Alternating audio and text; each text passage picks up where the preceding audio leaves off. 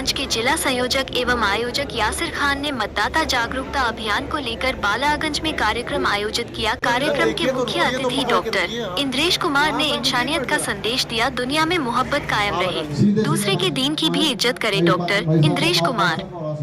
कार्यक्रम के आयोजक यासिर खान ने कहा कि हमारे बाबूजी इंद्रेश कुमार जी यहाँ आए, हमको अपार खुशी हुई। सीधे सीधे भाई साहब, उससे पहले अलग अलग जुबान में नारे लगाए।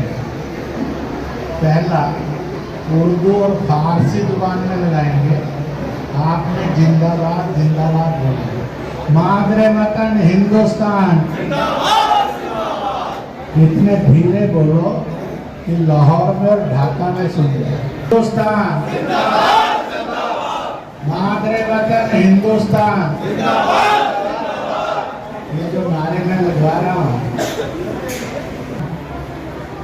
जो नीचे इंसान के पास मैसेज इलम भेजे, वो है हुब्बुल वतनी निस्फुल ईमान। वतन की मोहब्बत, हिफाजत, तरक्की, भाईचारा और कुर्बानी, ये इतना बड़ा ईमान है जो सीधी जन्नत दिलाता। मादरे वतन हिंदुस्तान। आप हिंदी जुबान में बोलेंगे, भारत माता की, भारत माता की, भारत माता की। अब अंग्रेजी जुबान में बोलेंगे, आप मदर इंडिया कहेंगे। Love and salute to, love and salute to, love and salute to.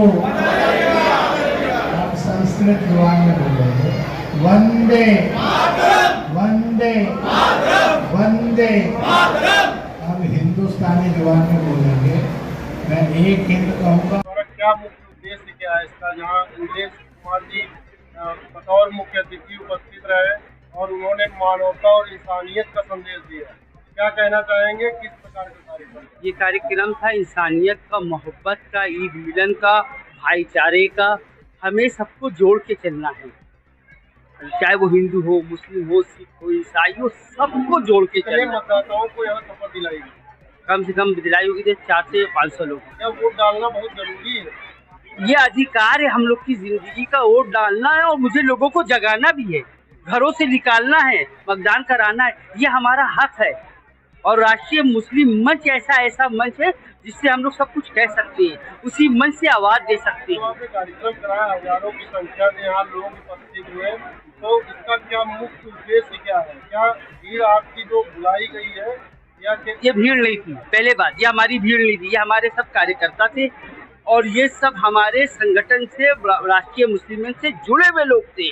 आप इनको जो है ना भीड़ ना कहिए, ये भीड़ होती तो अब तक के भाग गई होती। आप भी बैठे हुए थे, 5 घंटे थे, ये भाई साहब का इंतजार देख रहे थे, कह रहे जब भाई साहब आएंगे कार्यक्रम खत्म होगा, जब हम जाएंगे। क्षेत्र की जनता ने भाई साहब को बुलाया था या? भाई साहब को देश की जनता, मेरे मोहल्ला और मेरा इलाका, जो भी आप कह लीजिए, उनका एक सपना था भाई साहब आए और भाई साहब को मैं देखूं। आखिर आप कामयाब रहे बुलाने? बस आप लोग की दुआएं रहेंगी, हम कामयाब तो थे ही और आज भी कामयाब हैं। भाई साहब इतनी दूर से दिल्ली से चले आए, मोहब्बत में तो चले आए, और ये प्रोग्राम भी हमारा आपने देखा ही है, हजारों की संख्या में आज प्रोग्राम था हमारा। धन्यवाद। आप सब पत्रकार बंधुओं का स्वागत करता हूँ। मैं 4 और 5 मई के लिए लखनऊ है। लखनऊ के अंदर कल सायंकाल में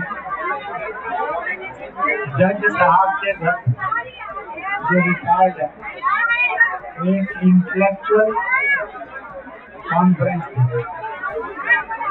जिसमें लखनऊ के अनेक बुद्धिजीवी आए थे।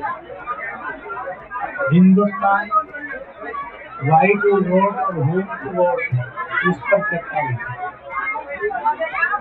आज सुबह जो अंतर्राष्ट्रीय वोट संस्थानों से सभागार में भारत तिब्बत सहयोग में जनसंख्या समाधान फाउंडेशन, धर्म संस्कृति संगम, धर्मों के अंदर समन्वय, इनके द्वारा देश गंगा मुक्त कैसे हो सकता है, छुआछूत मुक्त कैसे हो सकता है, दूषण मुक्त कैसे हो सकता है, नारी शोषण से मुक्त कैसे हो सकता है, और वोट डाले सब डलवाए और किसके लिए डले, इस पर कार्यक्रम। अभी मुस्लिम राष्ट्रीय मंच के द्वारा कार्यक्रम था कि home to vote white vote, इसलिए यहाँ ये सैकड़ों हजारों की पब्लिक ने सुबह भी और अभी दोपहर बाद भी कार्यक्रम आपके सामने है। और इसलिए जो राजनीति आज जिसमें से कुछ नेताओं ने कहा अक़लियत का प्रथम अधिकार होना चाहिए, अक़लियत में भी ईसाई निकाल दिए, बौद्ध निकाल दिए, जैन निकाल दिए, सिख निकाल दिए, पारसी निकाल दिए, केवल मुसलमान की कब्जा। इसके कारण देश में अनरेस्ट है। पहला जो पसमानदा मुसलमान है उसको लगता है कि जो अगड़ा मुसलमान है वो सारे अधिकार छीन लेगा, इसलिए पसमानदा मुसलमान में बड़ी बेचैनी है। सिखों में, जैनियों में, ईसाइयों में, बौद्धों में भी बेचैनी है कि अक़लियत में भेदभाव वो पार्टियां कर रही है। आपने कहा कि मुस्लिमों का कहीं पे जो है वोट की गिनती नहीं है, उनको कैसे गिनती, मतलब अधिकार उनका कैसे दिलाएं? उसके बाद बाकी सब धर्मों के लोग या ब्रह्म कुमारियों के, राधा स्वामियों के, निर्विचारियों के, शायद वो आर्य समाजियों, वैष्णव, अम्बेडकर वादियों, वाल्मीकि रविदासियों, कबीर पंथियों, इनमें अनरेस्ट है। इसी के साथ साथ 2014 में हुकूमत बनी और मुसलमान ने अपना वोट हुकूमत के अंदर कम से कम हिस्सेदारी से डाला, हुकूमत बन गई।